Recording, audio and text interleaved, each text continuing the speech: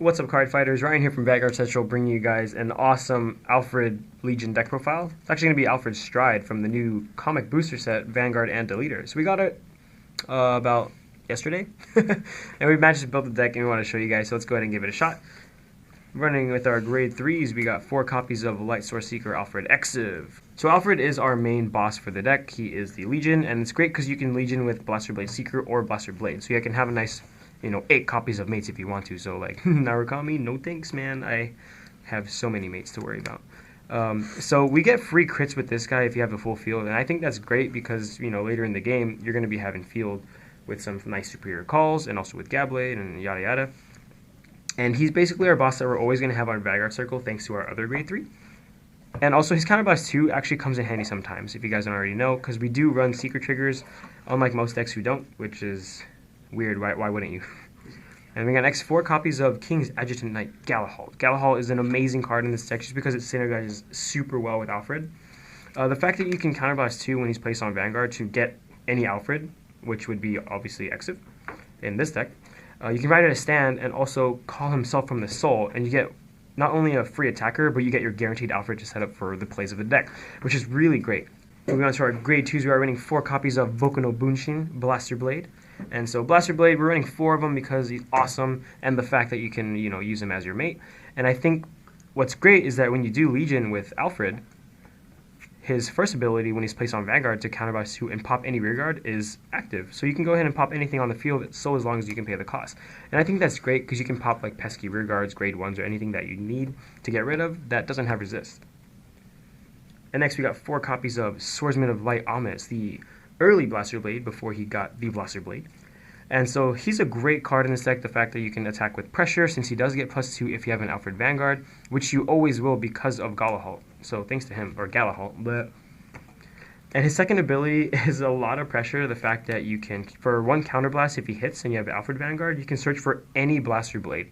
So basically you can search for Blaster Blade the Trial Deck one, or even Blaster Blade Seeker, which we are running as well. And the cost does become 0, so you get a nice free retire on the front row and you get an extra attack. I think that's great. And next we got 3 copies of Blaster Blade Seeker. Oh, look at that Legion Rare. Yes. Wrong Legion Rare, I know, guys, but don't hate, because the Legion Rares are expensive. And so we're running the 3 copies of Blaster Blade Seeker. Not 4, because I like Blaster Blade. Because he's Boku no Bunshin.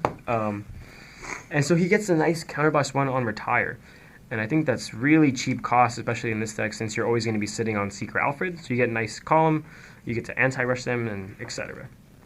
Moving on to our grade 1s, we are running 4 copies of Holy Knight Guardian, the Unflipping Perfect card, because this is a pretty counterblast heavy kind of deck, so you want to get any unflips that you can. And then 4 copies of Swordsman of Light Unos. Unos, what it is. If you guys didn't already know, he's actually Blaster Dark before he went to the dark side. He went to Sith, basically. Yeah, and so he's a great card. The fact that anytime something is superior called by just a skill, not even from the deck, just anything. So for example, a nice one would be when you ride Galahalt and he calls himself to the soul, to the rearguard from the soul, that counts as a card effects call. And he gets plus 5,000. It's once per turn, but it makes some pretty huge numbers if you have that Alfred Vanguard, which you, like I said, always will. Next, we got 3 copies of our Stride Fodder, Laurel Knight Sigillus. The Stride Fodders are here because it is kind of like a Stride-based deck. We don't want to max out the Stride Fodders just because we have 2 other tech cards that we want to run. But we're all running 8 grade 3s, so I think 4 is a little too much. But 3 is just right because you want to go ahead and do some deck thinning with some superior calling, and then get your triple drives off with your strides first, and then you go ahead and go to late game with Legion and Alfred and swing with that nice crit. And for our other techs, we got 2 Pack Gulls. Pack Gull is awesome in this deck because you can Soul Blast 2 and Unflip 2. And you do generate pretty good soul, especially with your starter. And it does synergize pretty well in the deck because you can pull off skills first, like Retires in the front row, and then go ahead and Unflip, and then Superior Call with like Alfred, for example. Or, maybe swing with Almis and get a Blaster Blade skill off. And then our last copy would be Hidden Sage Miron for our grade 1s. So his skill is when it's placed on a rearguard from the deck, you can Soul Blast 1, draw a card, basically Dindrade clone, and he's going to be there for our starter Elrond, because he converts to that, you get extra cards in your hand, which is nice at such a cheap cost. Moving on to our triggers, we are running 8 criticals, and they are going to be all Seekers, besides our Margle. because we want to try to get our Alfred, 4-draw and 4-heal. And so I made them Seekers because I kind of want to make sure that Alfred can be live at some point, because that extra superior call does come in handy. Gets you that extra Seeker for his Legion skill, give him plus 1k if you want to. And it does make some magic numbers. And for our starter is going to be Guidepost Sage Elrond. So Elrond, like I said, is a great starter. He converts to any card that you need, or any missing piece to the deck. Because if you have an Alfred Vanguard, you can put him into the Soul and search for a grade 2 or less. Anything besides himself. And so that's great. And usually the target would be your Hidden Sage Miron. Or even Pack Goal if you want to set up the unflips and you have some Blaster Blades you want to kill the front row with. Moving on to our G-Zone, we are running 1 copy of Shrouded Divine Knight Gabblade. The Royal Paladin Stride Zone is kind of set up very similar to everyone. And it's kind of like 1 Gabblade here for the on-hit, just in case you don't have any field or any grade 2s. Or it's a nice pressure card. And we got 1 Divine Knight of Flashing Flame Samuel. Samuel is, I think, one of the funniest Royal Paladin strides just because you can give that damage. So as long as you have the full field. And having a full field in this deck is typically not too hard. We got 2 copies of Ultimile, of course, for the free superior call.